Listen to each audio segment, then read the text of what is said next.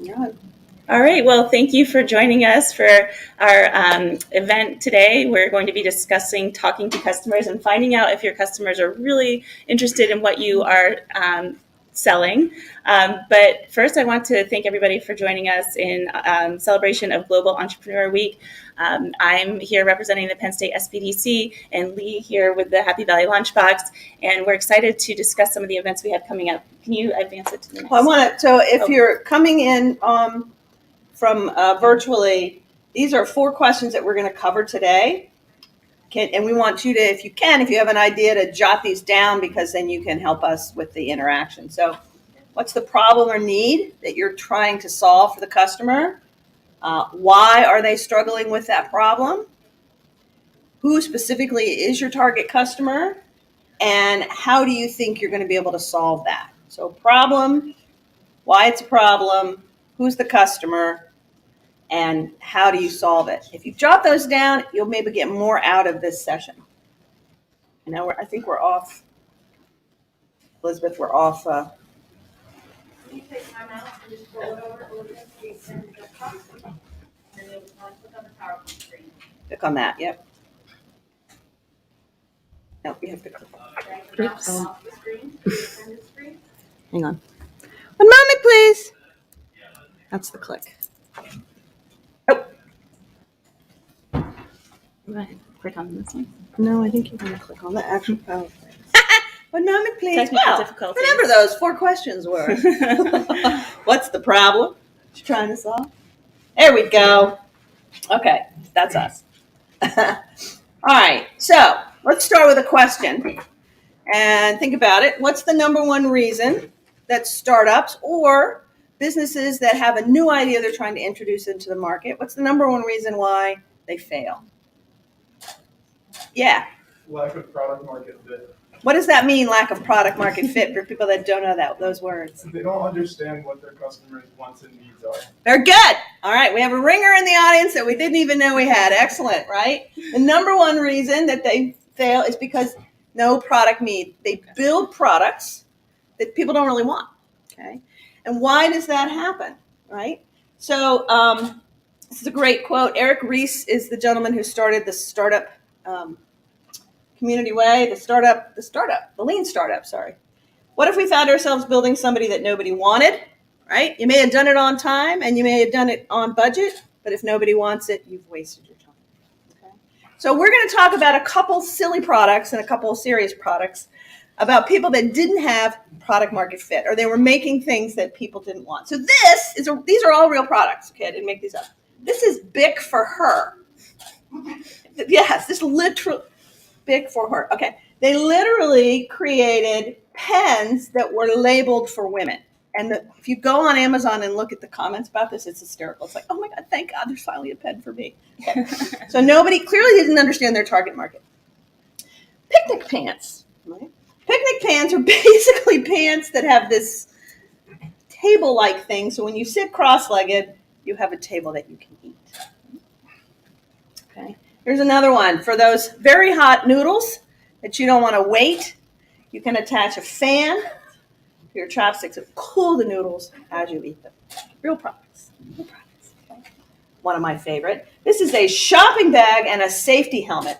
So it says they created you no longer have to worry about if there's an earthquake, because when you're shopping and you have your handbag, you can open it up and put it over your head, and it will protect you a little. Okay, so clearly these are ones you can clearly see, like, what?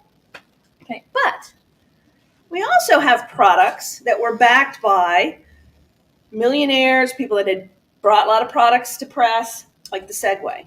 The Segway was a product that was a lot of money in it, but nobody really did any customer discovery to figure out that people thought they kind of looked a little dorky, right? Okay. Google Glass, okay? Google Glass was a different issue. Google Glass was something where they came to market too soon, right? So the technology, I don't know if anybody played with Google Glass, but the technology, the market wasn't ready for it. So again, why do you think that companies struggle with market need? What do you think? They've got an idea, they come with a product. Why do you think that they're still missing the mark? Yes, you. Thank you for picking me. Well, part of it might be they haven't spent the time to understand the problem. Again, another ringer that we have in the audience, right? So here are some quotes that we've heard over and over, right? We can go back and forth with these, right? A lot of people tell me, I'm the target customer. I'm the person that has this problem, so I know what they want. That's a good place to start, but you're a data point of one. You need to have more. Another one here, I've been working with these customers for years. I know what they want. So these existing businesses think that they know what their customers want and they're going to add a new product. And that's an assumption.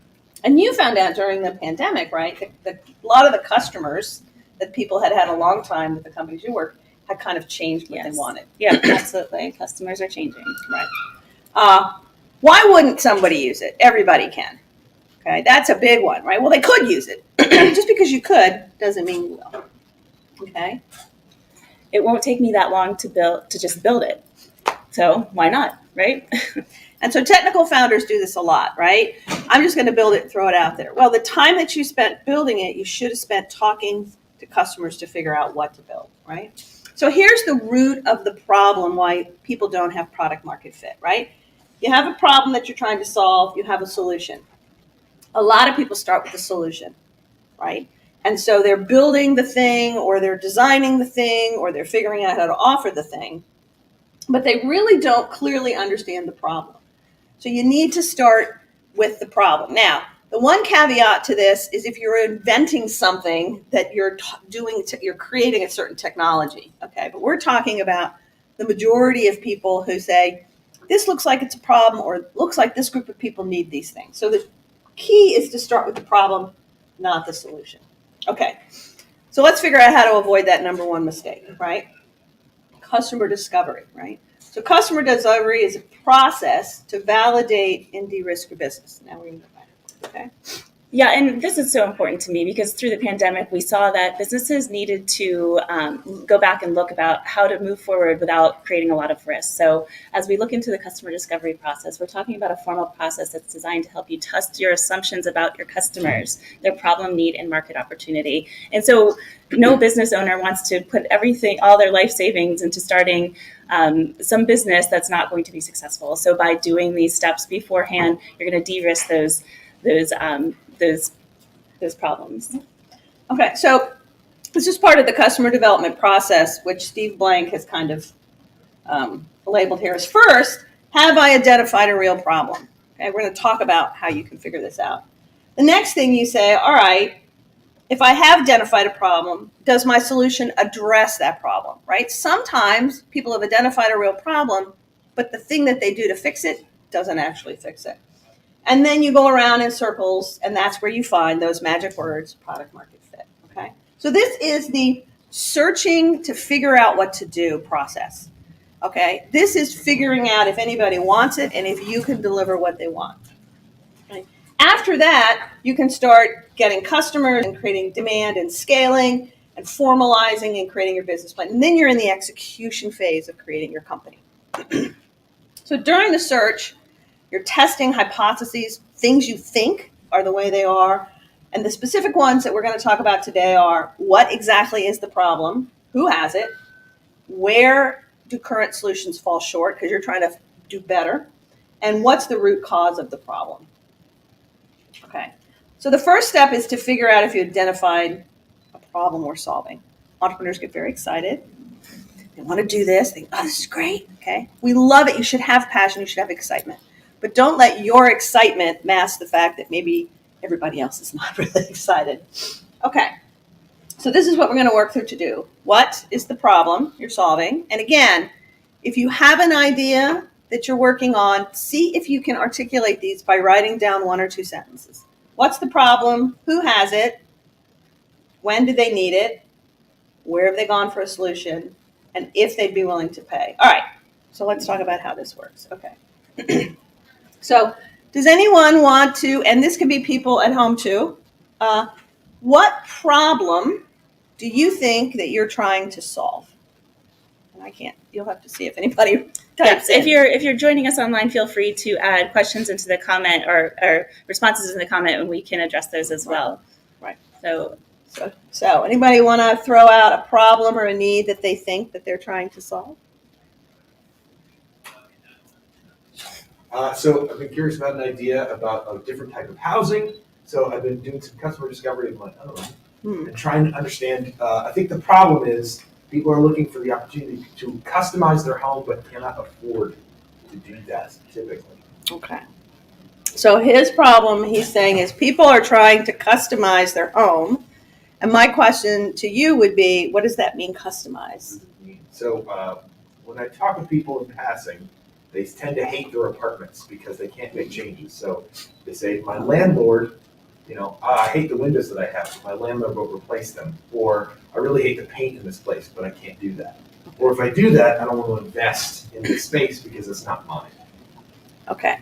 So just in that little conversation, you've narrowed it. I was thinking homeowners, Yes. right? Because I was, so if you think about throwing that problem out, he could add more clarity by saying, my problem is individuals that are in apartments that they don't own, renting apartments, want to be able to make changes, but they don't want to put the time and effort in. Okay. All right. So I don't know. That could maybe be a thing, but we would have to talk to more customers about that. Okay. So that was actually pretty good.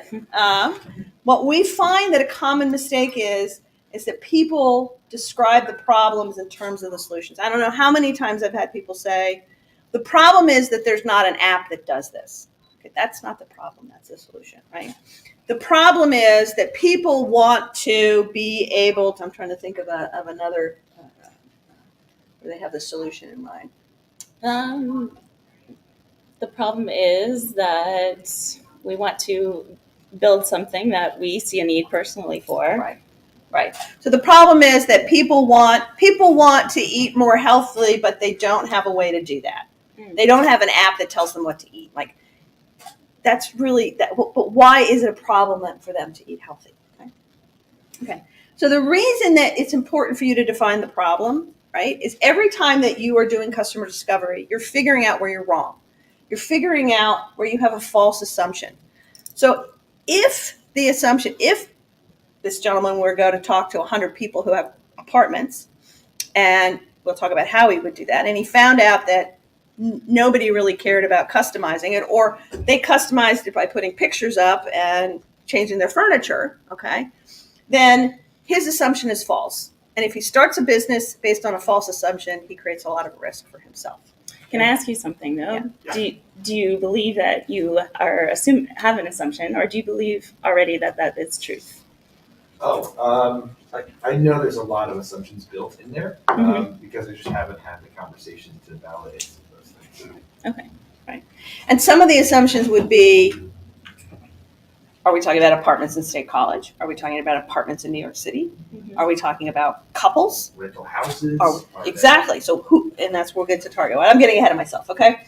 So the key here is customer discovery will help you build something that you know customers want, not something that you think they want, right? Avoiding that common mistake of building something that nobody wants, right? So, famous quote, Steve Blank, people don't want to buy a 1/4-inch drill, they want a 1/4-inch hole. Okay, so here's an example. That's an ironing board. That's an iron. For those of you who don't know what that is, this is something we used. We used to use in the olden days to do things. So what do you think the customer or the owner of this product set would want to do? What are they trying to do? I want a shirt with no wrinkles. I want a shirt with no wrinkles. What else might they be trying to do? Like, why would they want to do that? Like, that's the outcome. That's the end result. But why? They want a clean looking shirt. They want a clean looking shirt. Why? To look presentable. To look presentable. Why? They might have a occasion to attend. They might have an occasion to attend. Lots of reasons. So this kind of why gets you down. So it's not that they won't say, you know what, I want an iron. Like, I want to iron. That's what I want to do, right? They might say, I want shirts that aren't wrinkled, right?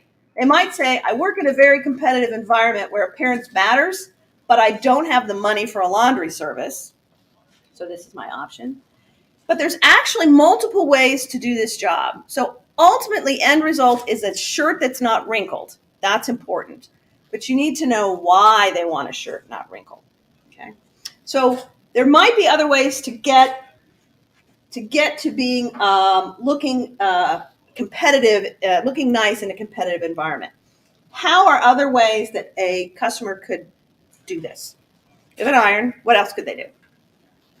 They could leave the shirt in the shower while the steam's there. They could do the old shower steam press. What else could they do?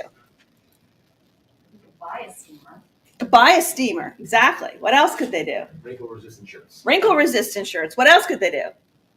They could just use a laundry service. They could use a laundry service. Yeah. Oh, they now have wrinkle-free spray. They have sprinkle-free spray. Exactly. This is what he was thinking, right? What else? Wear a wrinkled shirt. They could just not care. I love it. Doing nothing is actually a good thing, right? So all those, wrinkle-free shirt, spray, dry cleaner, help, people do it for you. Each one of those solves the problem, but they requires different things from the customer, right? Some require more money. So that's what you're getting at. Even though it seems like a simple thing, there could be multiple ways, and each one of those solutions is really a different customer set. Okay.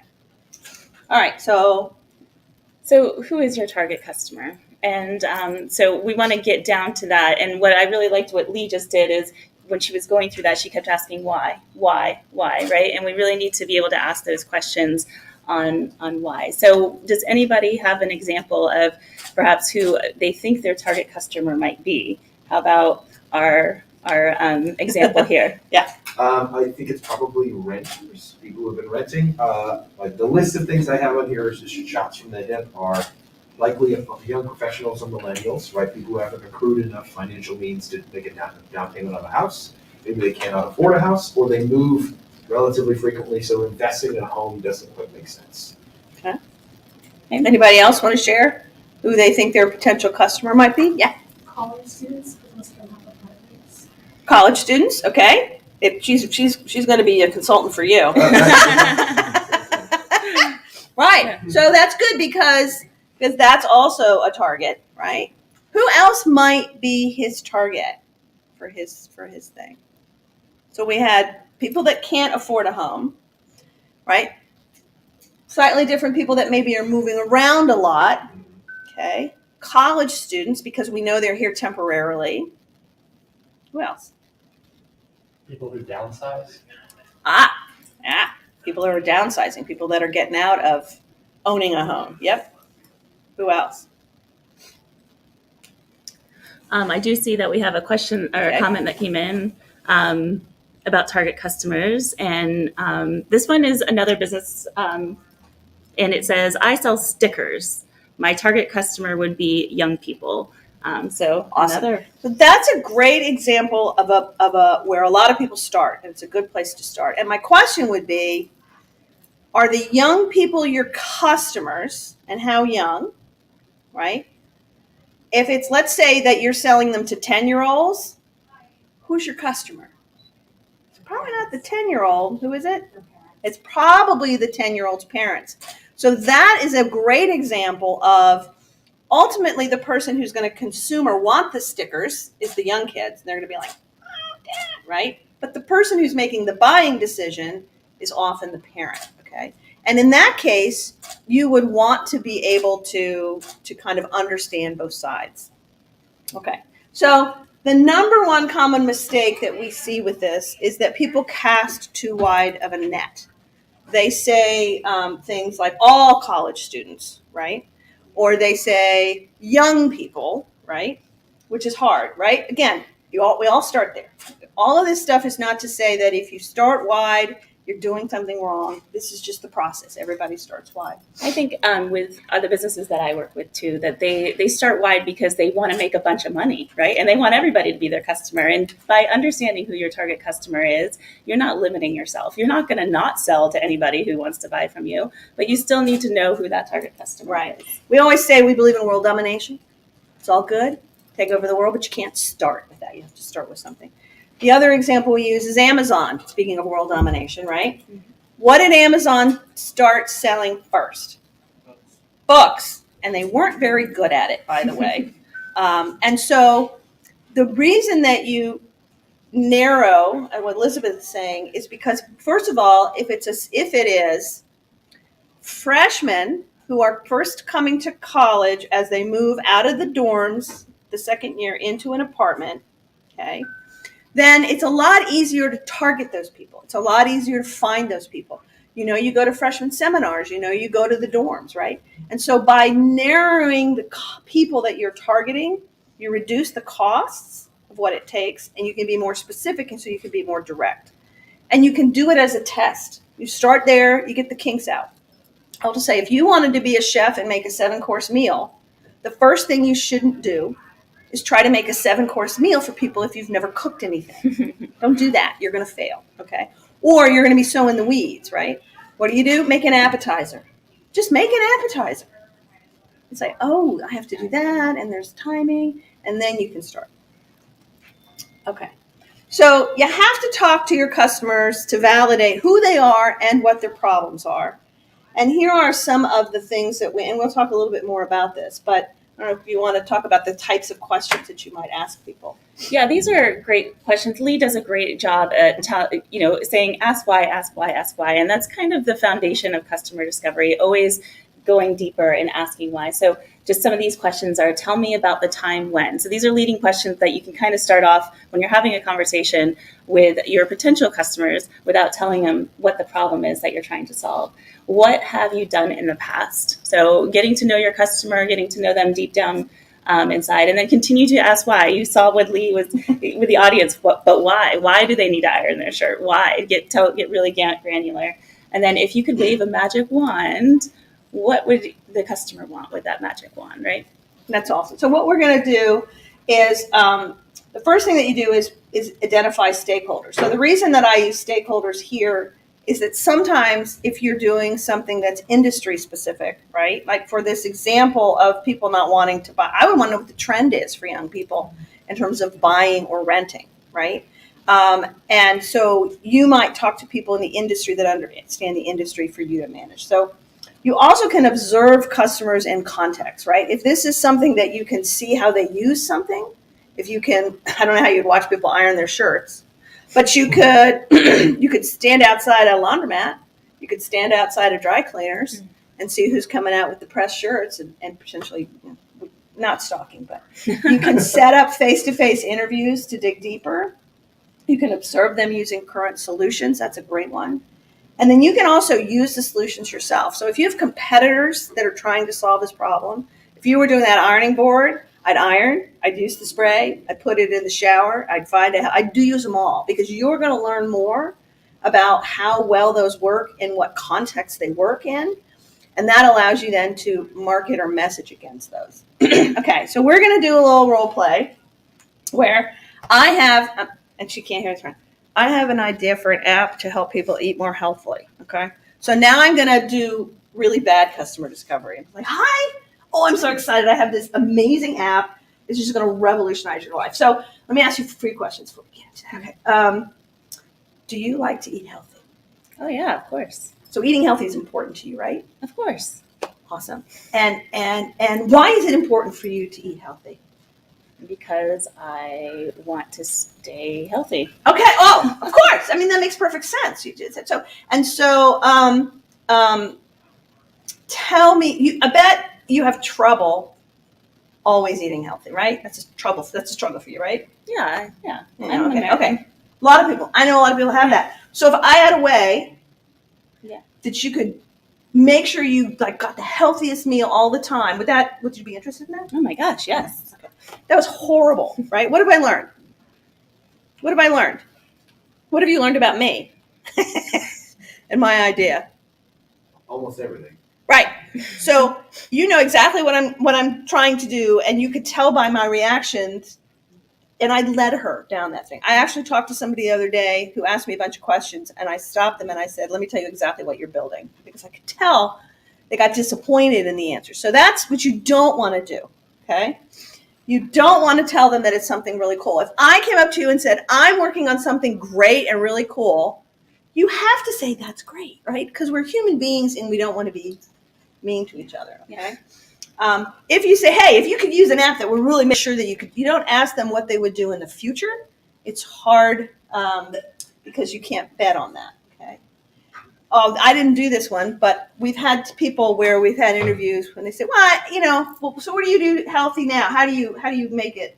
How do you figure out how to eat healthy now? How do I go online and look for healthy recipes? So that's a good way, but I've got a better way. So you don't tell them why their way is bad. You don't do that. What do you not like?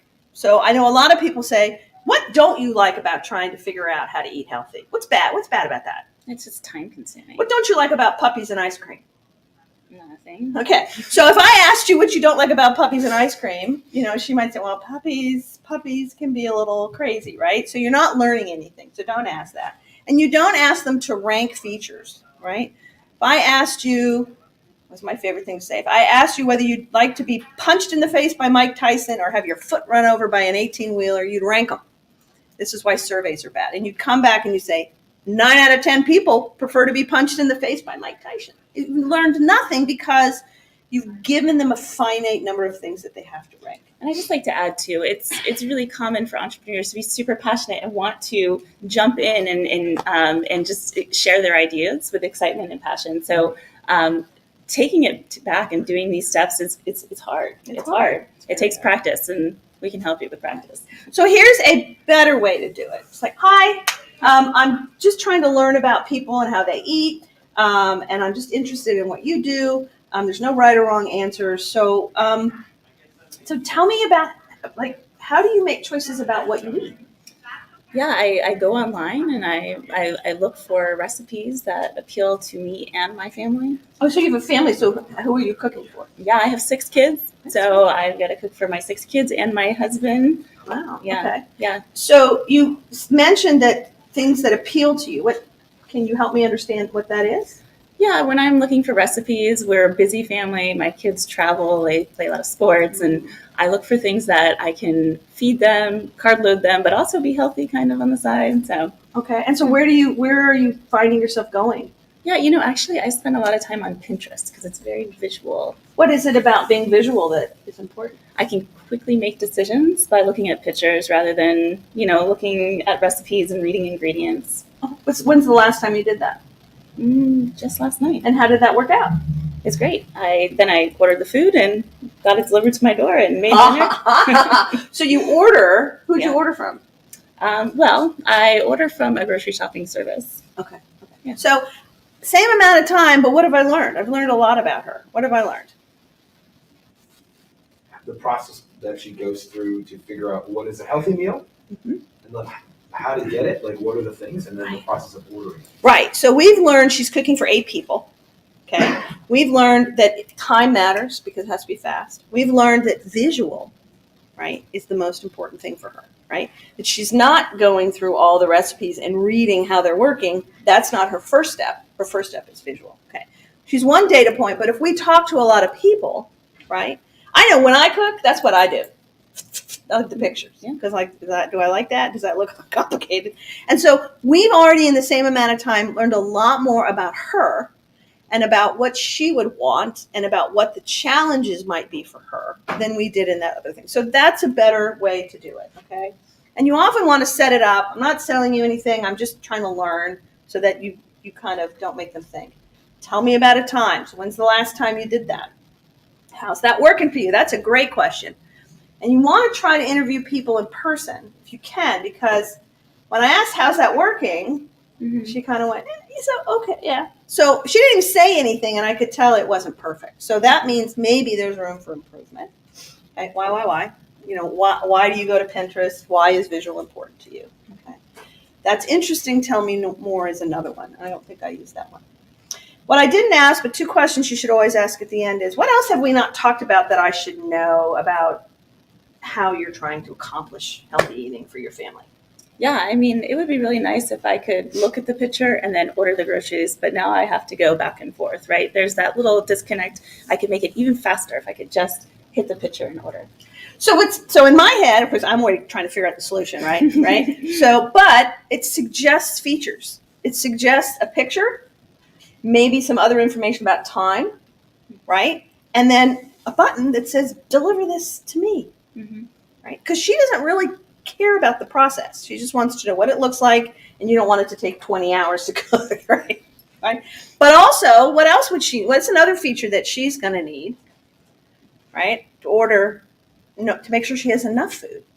Some kind of counter or calculator on there? Could be I like, need okay, 8 people- servings, or I need 2 adult servings and 6 kid servings or something. So we're already starting by understanding what she's struggling with, what she's doing today, getting some ideas for potential features that we might provide.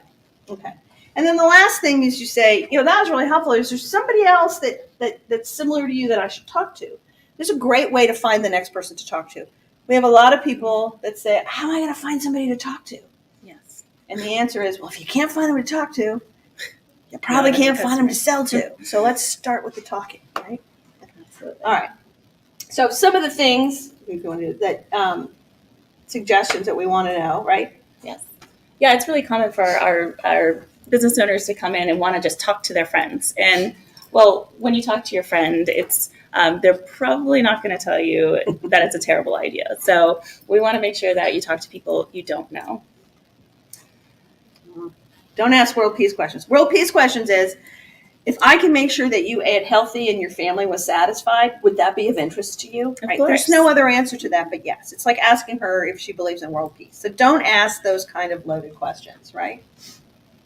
Ask open-ended questions. Tell me about that's interesting. Tell me more.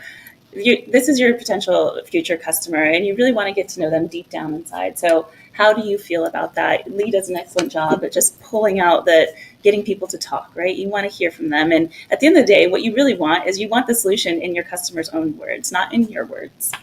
Because you're going to use those words when you market back to them. Okay. Be aware of emotions and body language is the one I was just saying. Like, look at their face if you can. Zoom is a great way to do this. You can record it on Zoom. But when they're like, yeah, right. So if I asked, how's it working for you eating healthy? And she's like, oh, it's the best part of my day. Okay, maybe she's not having trouble versus, meh. But even if she said it's the best part of my day, I've got it nailed, that doesn't mean you can't learn from her. Because you'd say, why? How is it that you've got that nailed? And you can learn maybe what she did to solve her problem, which could suggest a solution. Dig deep to the root of the cause. Always ask why. Ask why. We're going to talk about root cause.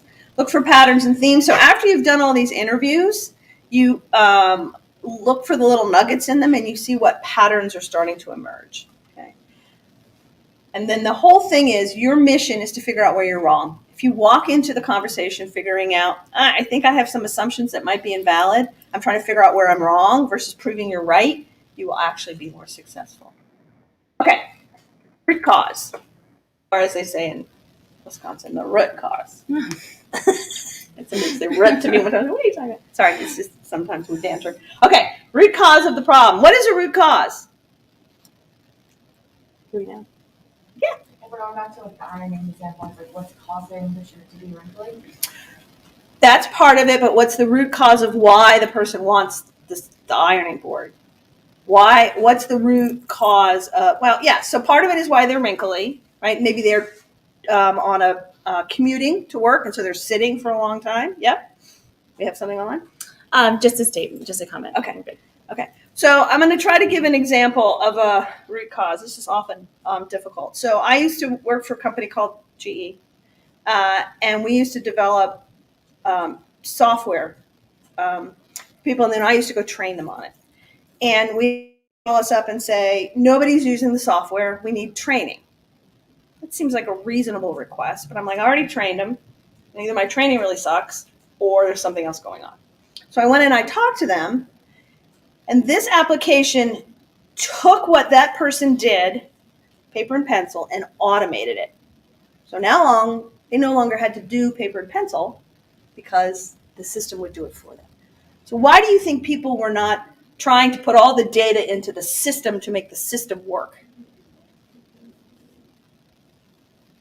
Yes.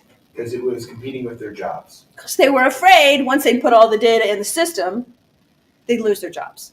So the root cause of why they weren't putting information into the system was fear of losing their job. If I had gone and trained them, would I have fixed the problem? Yeah. Yeah. That's where they don't align. What would I have had to have done to fix the problem? Two options, yeah. You have to either tell them that they get to keep their jobs, or if they are gonna get fired, figure that out. So luckily, what we were able to do was say, no. The sooner you get all this into the data into the system, you don't have to do these menial tasks. You can do something that's actually better suited to you. So that's why it's important to understand the root cause of the problem, because if you don't understand it, then your solution may not fix it. You have anything you want to add to it? Okay. So oftentimes you don't dig it deep enough, and that's the whys, okay? So again, this is the whole thing about why you have to figure it out. So this is an example of how 5 whys work. So this is a system. A new release broke a key feature for customers. Why? Because this server failed. Okay, so what do we think the problem is now? Sir, Okay. Why did the server fail? Because an obscure subsystem was used in the wrong way. What's the next question? Why was it used in the wrong way? Why was it used in the wrong way? Again, these plants in the audience are great. The engineer who used it didn't know how to properly do it. Why didn't you know how to do it? Why didn't she know how to do it? Because she was never trained. I wish she Very Simple, good. very You good. guys got it. Why wasn't she trained? Because her manager doesn't believe in training new engineers. They should just learn like he did. Okay? So this is not a technical problem. It's a process problem. And the solution to this is what? At that base level there. Right. We've got to tell the manager he's got to start training people. It's almost like an investigation. It's very much like an investigation. It's a great way to think about it. If you don't dig deeper, right, we would have, again, been trying to figure out why this server failed and go, there's nothing wrong with the server, must have been a glitch, and that problem would still exist. All right. Want to talk about problem statements? Yeah, so these are a great way to communicate, to list out your idea and make sure that you have the problem statement stated. So it's fill in the blank. And so this person, customer with at least 3 characteristics, needs to, what is the outcome or the job that's trying to be complete? But they're facing this problem because, and then deeper for the root cause. So, and you can also do it in a second form, which is I believe, type of people, right? Experience, type of problem, when doing, type of task, and because, the limit or constraint because of the root cause. And this is hard to do. This is very hard to be very specific. So if we take, this is hard to do on the fly too. If we take the apartment example, we might say, I believe that freshmen moving from dorms into apartments, I know that may not be your group,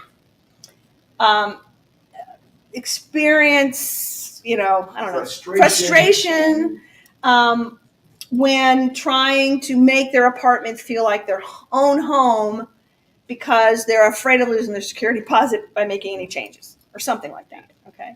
So these are hard to do, but the process of writing it down and trying to articulate it will tell you whether or not you're getting close. And then read that problem to somebody else who doesn't know what you're doing and see if they understand it. Okay. So testing assumptions, right? So we've talked about assumptions. Assumptions are fine to have. Everybody has assumptions. Assumptions are bad when you act on assumptions that are false, right? So does anybody else have assumptions that they're making about an idea they want to share? If there's some more comments online or not.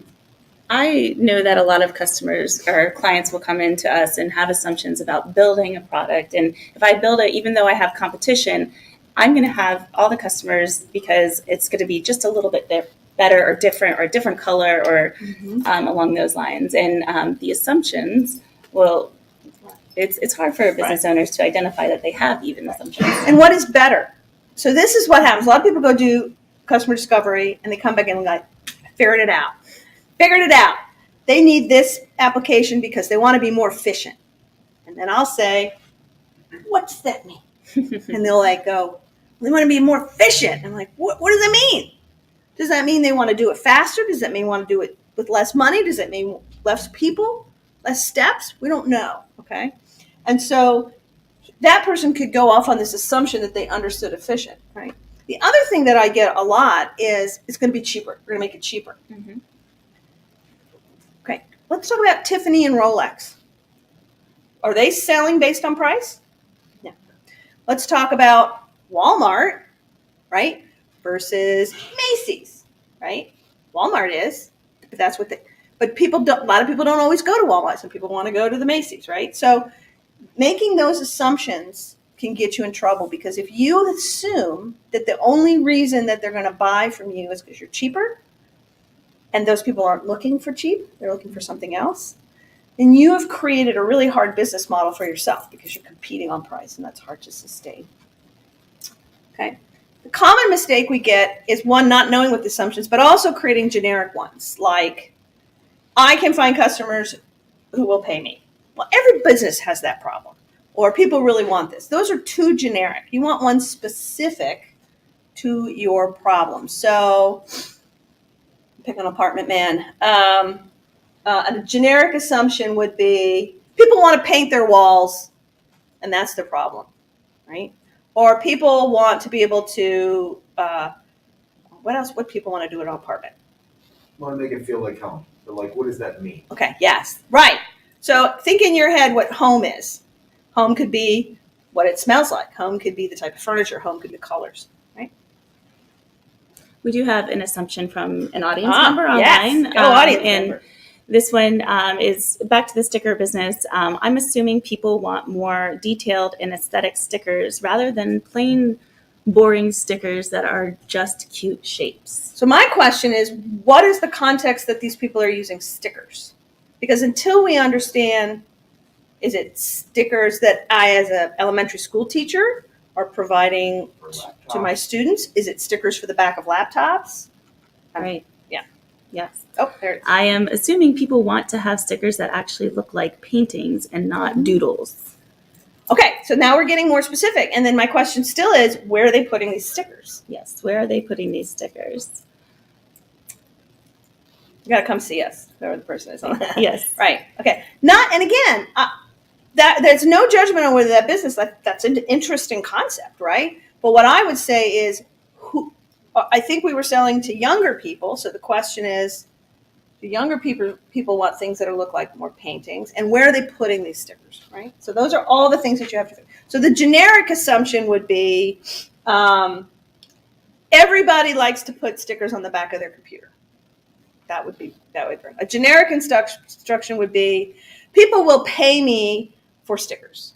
I can find parents that will let their kids buy. That's too high level. You have to get much more specific. So this is the part about how you do this. You make a list of the assumptions that you're making. Then you rack and stack them in terms of which are the ones that I have little evidence for, but if I'm wrong, I'm toast. And then you try to measure. Yep. You want to Design a test with actionable measures that you can do now and measure, evaluate, and pivot as needed. And I think number one on this list is probably the hardest one, right? To identify that you actually have an assumption before moving forward. And really getting down to listing out those assumptions, then racking and stacking them. That's an interesting concept, right? You start to find those patterns in your customers' responses that actually allow you to move forward with, okay, many people are saying the same thing. So now I know that is the market fit. So talking to customers, what would you ask? Okay, so we're going to just pick on apartment man. He doesn't have to be the answer. Anybody can kind of understand his thing. Or stickers, right? If we were interviewing either, I don't know I'm not sure who we're interviewing with the stickers. The sticker question I would have is, tell me the last time, if you're talking to somebody, tell me the last time you bought a sticker. When was that? What was that like? And what did you use it for? Yeah. Where did you use it? There you go. Right. You might get some context about the usage of it. So tell me the last time. That's great, right? What else might we ask about stickers to learn more? Yeah. What kind of stickers you usually buy? Yes. What kind of stickers do you usually buy, and then why? Why? Uh-huh. Who for? Who for? Where'd you buy them? Why'd you buy them there? How often? How often do you buy them? How's that working for you? How many? How many? The how's that? Yeah. What did the stickers look like? What did they? Oh, can you show me the stickers? That's a great one. Oh, question. Where people place the stickers might make durability and color permanence become higher importance than aesthetics. So definitely where they, yeah. Love it. So that's a great one. Let's say that they're putting it on the back of their computers. Okay. And you might say, can you show me? And then they could talk about it. Say, like, tell me a little bit about these. You know, think, well, this one's kind of fading. You say, oh, well, so, and you don't have to say much more than, and tell me more about that, right? And those are all the neutral questions, right? So, common mistake is talking to people you know only because they tend to give you the answers that you want, right? Don't do surveys. In the beginning, do not do surveys. We've had examples where somebody was trying to create a delivery service for food for people on campus. And they were trying to figure out where people went in terms of shopping for things, right? Was it Wegmans? Was it this? What? And they asked in the survey, where do you get your food? And the number one answer was, at the grocery store. Okay, it's not helpful. I don't know anything more about where they shop, right? And so again, it's very hard to create surveys where you get actual data and then you think you're learning about things, right? What's the number one reason you do this? To be more efficient. I don't know anything more than I knew before. Okay, talking about your solutions. You should not be talking about your solution during these early customer discoveries. You shouldn't be telling them anything about your solution because then they're going to want to validate you. We just have a little bit more information about the stickers. Yeah. So I'm a digital illustrator and I make cute food illustrations for stickers for children. I also make cute video game girls for college age kids. Ideally, they would place these stickers on items that they own, like books, backpacks, and water bottles. Okay, so I would say with that, the college group and the young children are two totally different demographics and want different things for different reasons. And I would start with one. Even though your designs may go across two, it might be easier. Then I started thinking if they're food stuff, back to healthy eating, that maybe, this is the parents want to encouraging the kids to eat more healthy, and that the sell is, hey, we have these great stickers, so every time your kid eats their broccoli, you can give them a sticker, right? So I don't know. That's my assumption, right? But I would say what's beautiful about that is you have a solution that potentially, and a talent that potentially goes across multiple markets. What's hard is to just pick one. Yeah. One thing that you might ask is, what was the emotion that they were feeling when they bought that sticker and put that on? Yeah, how'd that feel when you got that sticker and stuck it on? When you see those stickers every day, what do you think? It's a great one. Okay. So you should not be talking about your solution, right? When you're talking early, don't ask the world peace questions, right? If I could give you the perfect sticker that you would absolutely love forever, don't ask that question. Not that I think they would ask the question. Don't ask yes, no questions because they don't provide you with a lot of information. Do you buy stickers? Yes. Oh, she's my customer. Not it. We don't know enough. Then you could start with that, but you'd have to say, the better question would be to say, why? Right? And then move down. Not asking why. I talked to 99 people and 99 of them have bought a sticker some point in their lives. Validated my thing. Yeah. There's lots of people that buy apartments, right? If I could go look at the demographics of people that buy apartments in State College, it doesn't mean that any of them are your customer. Not documenting. So what you should do in these interviews is you need to write down or record what you're hearing. For a couple reasons. Yeah. Yeah, many times we suggest you go 2 by 2. You have someone who can actually talk with the potential customer that you're interviewing and someone who can take notes because you want to be able to remember what they said and you need to have it in their own words. You need to have it verbatim. Right, because you're going to use those words in your marketing site. You're going to use those words to find your patterns, right?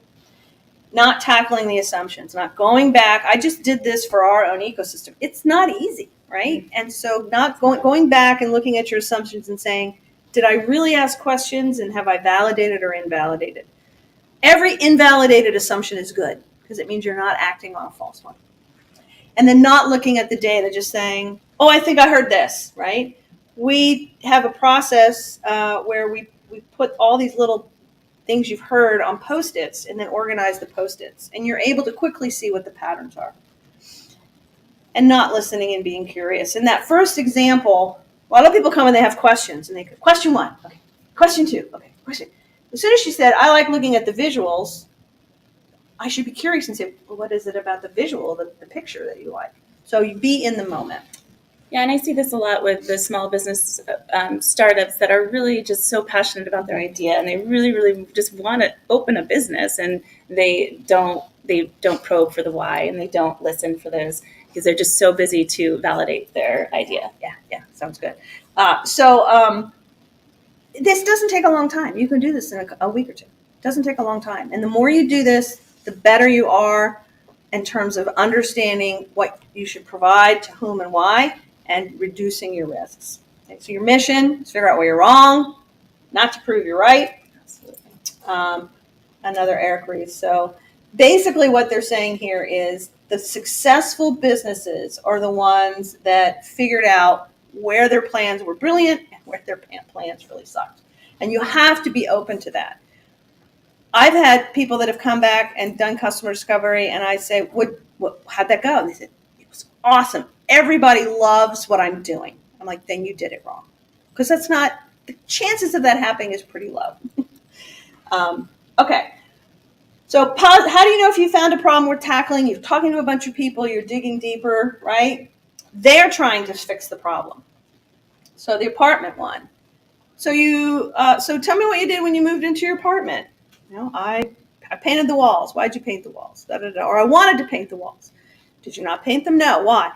Well, because I was afraid to lose my security deposit. Well, then what did you do? Well, I just got a big, cloth banner to make the wall. So that's somebody who's trying to do it. Okay, they're leaning in, right? When you're talking with them, they're leaning in and, it's interesting. They're excited about what they're talking about. If they ask you what you're doing, you keep asking about this healthy app thing. Are you doing something? Maybe that suggests.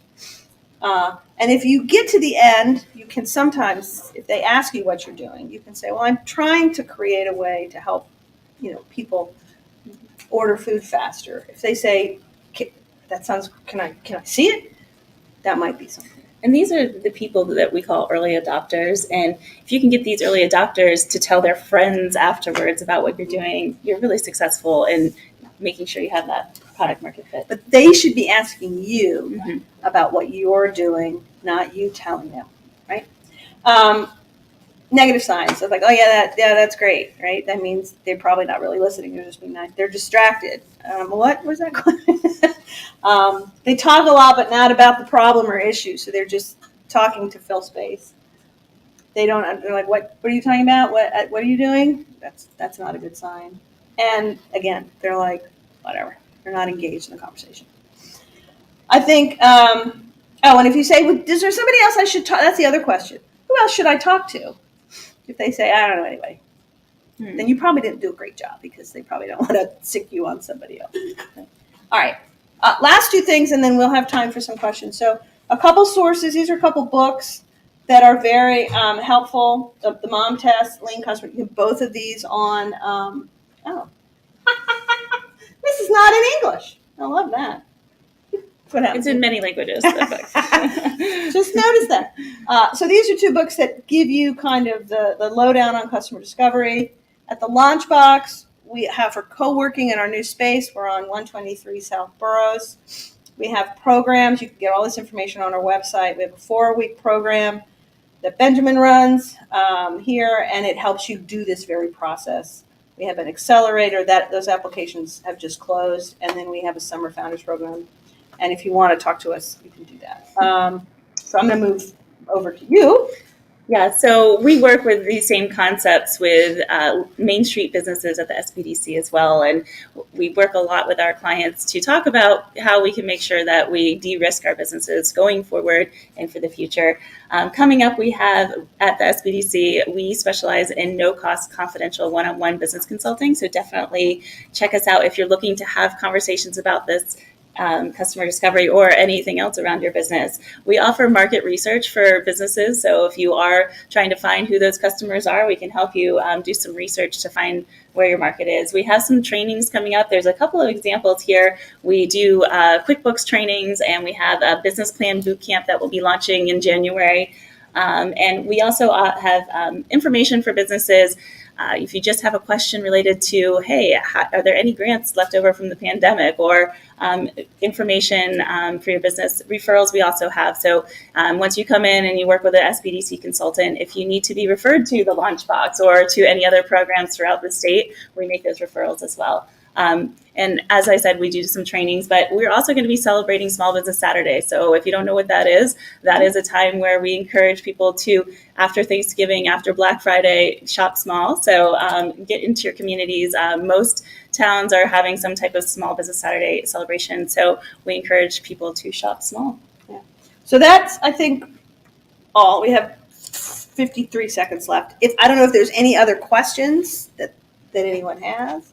The SBDC and the LaunchBox work very closely together, so it doesn't matter which one of us you reach out to. If you reach out to me and I think you're better suited there, I'll refer you over there, and vice versa. But the point is, if you have an idea for a business, you can start with one of us, and our job is to try to help you figure out the next steps. So And de-risk, and to make sure 50% of small businesses fail within the first 5 years, and we don't want to see that happen to the people that work with us. There's much more likely to be successful if they work with consultants. And we've had people who have done customer discovery and said, this is not a great idea. That's a win, because you have not spent time and money and effort in trying to create a business that you can't find the customers for. So that, for us, that's a win too. Yes. So we're at time, but I guess there's not time for us, but we'll hang out over here off stage. Yeah, I do want to talk about what's coming up at Yes, GEW. So maybe next slide. Oh, is there one? Here. Yeah. So we would love to hear your feedback on today's presentation. So if you could scan that QR code and give us some feedback, we'd love to hear from you. Also, we want to mention that today at 3:30, we're having a First Step to Small Business Success. So if you want to join us, if you're looking to start a business, these are the nuts and bolts of small business ownership. So check that out. And then also tomorrow at noon, we have Leveraging Your Entrepreneurial Experience to Maximize Professional Success. Again, yes. Again, that one you'll be able to see live if you're joining us online or in person. And Entrepreneurship tomorrow at 2, Local to Global, will be another good one to check out. And tomorrow night, Making Your Mark, Maximizing the Impact on Your Brand. So marketing is actually one of the biggest things that I'm getting requests for assistance with. So this will be a good one to tune in on. And then just any other events that you'd like to join, here's our website. Check us out. We want to thank the audience for joining us today in person and online. And reach out to us if you'd like to connect and get any of our services. All right. Yeah. Thank you much.